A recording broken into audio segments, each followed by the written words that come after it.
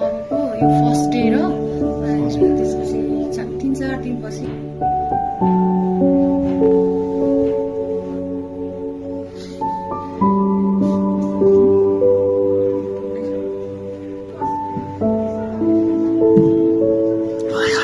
कम पुरा कहाँ कहाँ पुग्यो दिमागमा। साथीहरू आज चाहिँ म यो नाकको थेरापी गर्नको लागि आएको छु, किनकि अलिकति पिनास भएको कारणले गर्दाखेरि नर्से थेरापी भन्ने रहेछ होइन, नाकको मात्रै थेरापी गर्नलाई, त्यो थेरापी गर्नलाई म आएको छु यहाँ आज।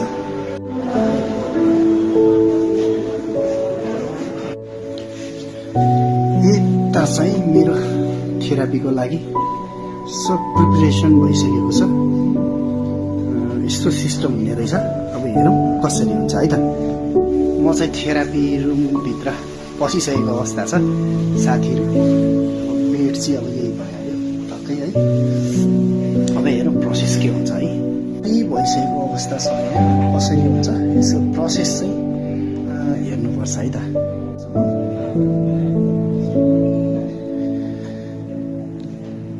के पो भन्ने रहेछ यो नाकको मात्रै गर्नलाई, यो मसाजको नाम नस्से होइन।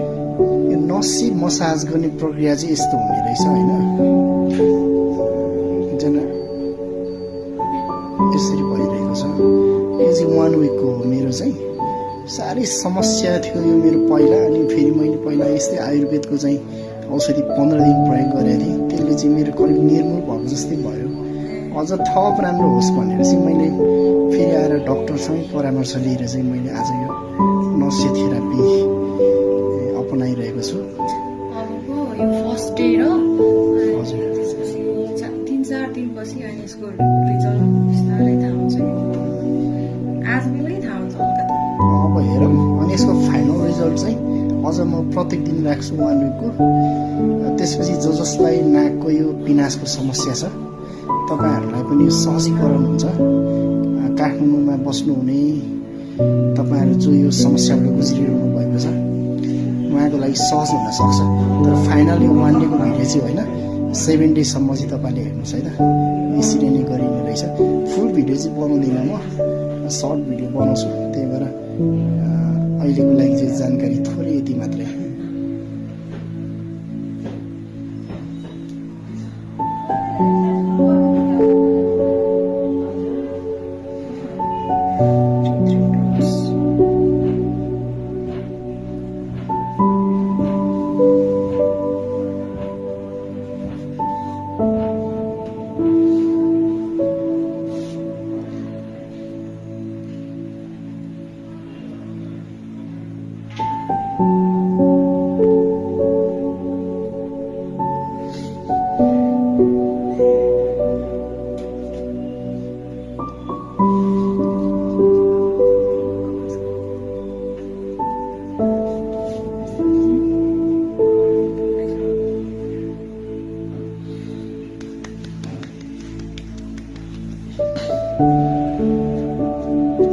फेरि आयो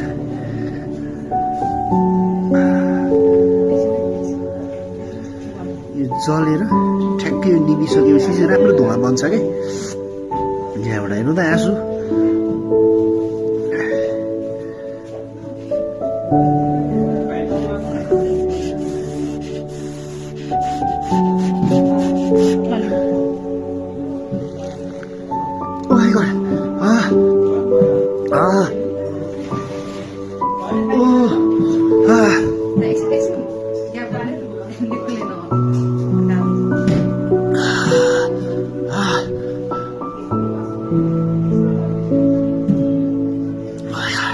कम पुरा कहाँ कहाँ पुग्यो दिमागमा।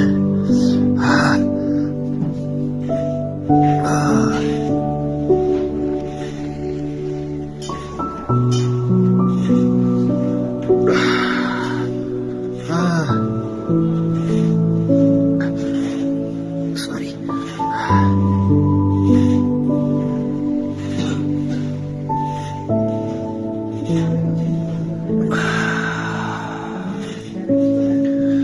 खासै धुवा नाकैबाट फाल्ने थियो होला है, मुखबाट भन्दा नाकबाटै फाल्नु थियो होला है। नाकबाट होइन, मुखबाट फाल्नु हुन्छ। नाकबाट त जाने हो नि त। मुखबाटै लाग्छ। इट्स टु हार्ड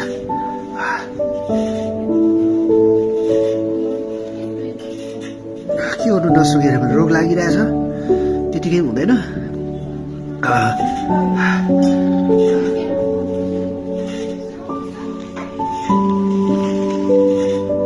भयो होला है आजलाई भयो ल थ्याङ्क यू सो मच फेरि भोलि पनि भिडियो बन्दैछ होइन भिडियो चाहिँ धेरैभन्दा धेरै सेयर गर्नु साथीहरू है यस्तो समस्या हुनेलाई त्यो प्रक्रियाले पनि धेरै मद्दत पुग्छ भन्ने लागेर नै म यहाँ आएको तर रिजल्ट त आउन बाँकी छ होइन